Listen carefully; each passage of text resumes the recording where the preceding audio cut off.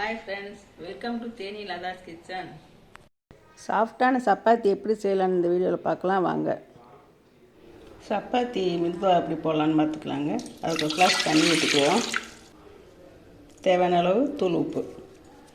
இப்போ கோதுமை போட்டு கொஞ்சமாக பிணைஞ்சிக்கிடுவாங்க. கொஞ்சமாக போட்டு பிணைஞ்சிக்கிடுவோம். இந்த மாதிரி மாவு அழுத்தமாக பிணைஞ்சிக்கோங்க. நம்ம பிணையத்தான் சாஃப்டாக இருக்கும்.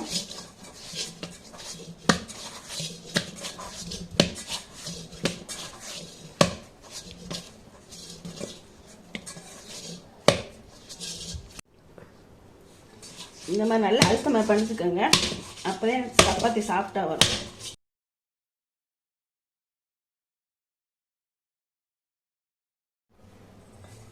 மாவு இந்த அளவு பிணைஞ்சிக்கோங்க.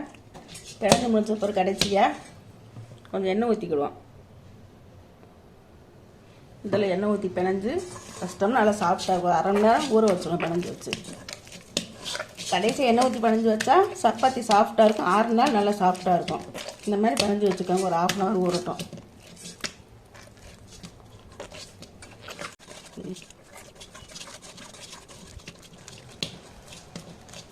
இல்லை எண்ணெய் ஊற்றி இந்த அளவுக்கு பிணைஞ்சாச்சு. இப்படி பிணைஞ்சு ஒரு 1/2 hour ஊற வச்சுக்கோங்க. ஊற வச்சு நல்லா சாஃப்டாக இருக்கும்.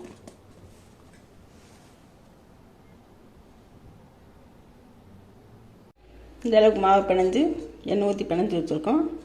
இது ஒரு மூடி வச்சுருவாங்க. மாவு உணர்ந்து போயிலாட்டி சப்பாத்தி மாவு ரெடி ஆகிடுச்சு. 1/2 hour ஊறின பிறகு இந்த பாருங்க மாவு சாஃப்டாக இருக்கா. இப்போ சப்பாத்திகளில் இந்த எண்ணெய் ஊற்றி தடவிக்கிடுவோம். உருண்டு உடுத்து வச்சோம்ல அதில் போட்டு நல்லா ப்ரெஸ் பண்ணிக்கிடுவோம்.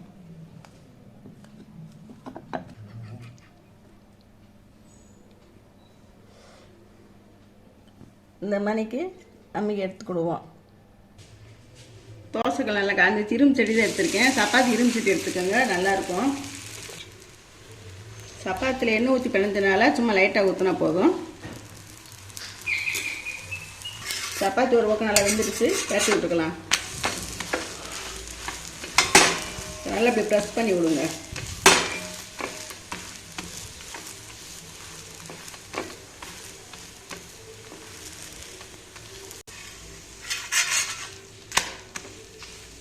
சப்பாத்தி நல்லா 2 பக்கம் வெந்துடுச்சு. இப்போ எடுத்துக்கலாம்.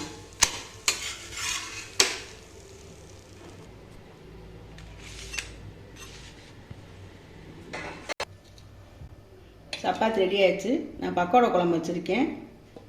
அது ஊற்றி சாப்பிட்டுக்கலாம். குருமா வச்சு சாப்பிட்டுக்கலாம். சப்பாத்திக்கு இது நல்லாட்டே இருக்கும்.